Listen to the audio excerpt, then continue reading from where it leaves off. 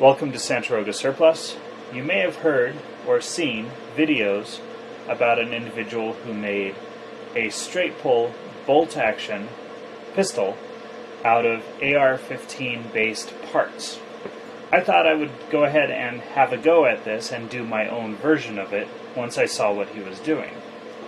So from Blackthorn Products, I have obtained a 100% polymer upper receiver.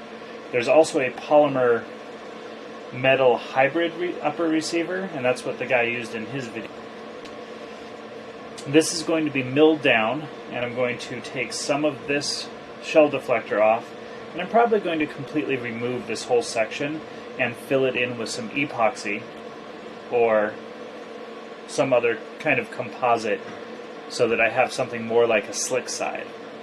The other alternative is to take this apart, mill the actual forward assist down, and then glue it back in place, or pin it back in place just as a cover to keep the dust out. For YouTube purposes, we're not allowed to do videos on how to make firearms. So there's going to be a lot that I'm not going to be able to do in this video series. However, we can start with a couple of basic things for the benefit of YouTube censors. This is a receiver. This is a complete receiver. It has all of the components. It is not manufacturing a gun to play with this. It is already a firearm. Okay?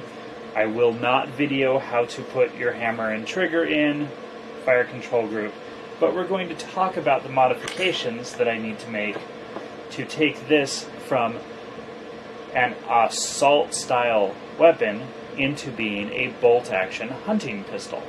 One of the things that the individual who made his did not get into or address was the lengths that he used exactly for cutting off the bolt carrier and where he milled in his slot for the straight pull lever. So we will be getting into that as we proceed. The bolt carrier goes in just like normal, and we don't want the T-handle, we want a side handle. So we're going to have to look at how far this goes to get into battery and how far back it comes before it clears. I need to see what the actual bolt travel is. We're going to do that by grabbing another AR and taking a look. So on a standard AR, you come back, you'll notice that, if you can, the front of the bolt comes just rearward of the ejection port. So I'm going to have to do some measuring and take a look at how this is going to work with the magazine well, and that's far enough for ejection. Now for cartridge feeding, we have to take another look and see how far the bolt has to go to clear the magazine well. And that is less than the length of the ejection port. To clear the magazine well, your bolt head has to be about here. If we mark that, then we can see how far back the bolt has to travel. And that gives us a measurement for where we're cutting the bolt off. So that's going to be our approximate measure for this project. With the donor bolt in place, noting that we have the length, a little bit of length here, we're going to go ahead and make a mark at approximately where our cut needs to be. This is our donor bolt carrier. So what you're going to end up with is a straight pull cut off about here. So you'll have plenty of room to cock your hammer, and you'll have plenty of room for your gas key. So you go in and lock up, and when you retract, you're going to have about that much travel. So wherever we put the side handle, we need to measure and have that much travel for it. And that's a pretty easy system to work out.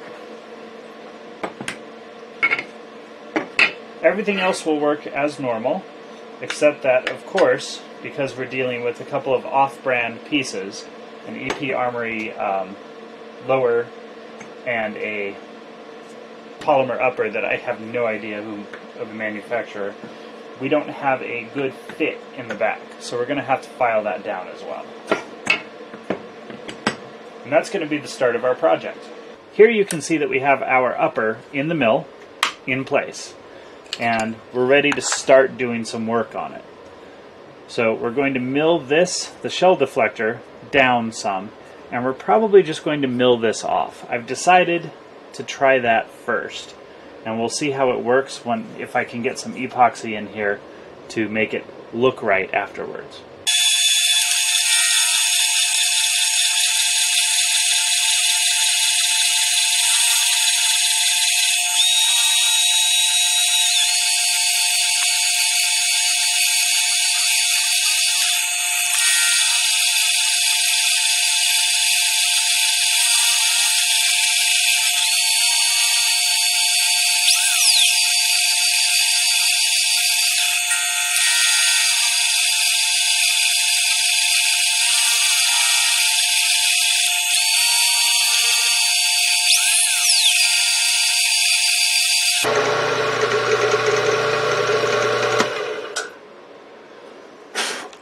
Here you see we've made a couple passes all the way back and forth. I'm going to go ahead and just finish this and then come back to this. I want to keep above the attachment point for the dust cover because I'm not intending to actually make this into a dust cover free build. That's all I'm going to do here with the mill for right now.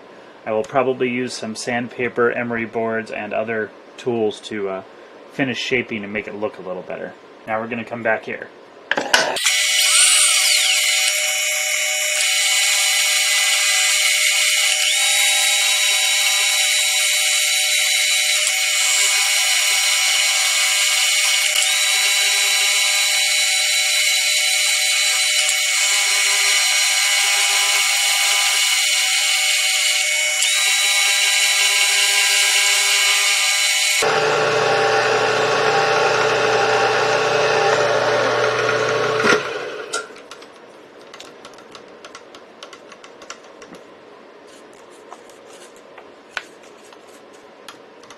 Once again, this is as far as we're going to go at the moment. I need to get some epoxy in here and fill this, make sure I maintain my inside dimensions, and then we'll go ahead and do the fine sanding and grinding to make this look halfway decent.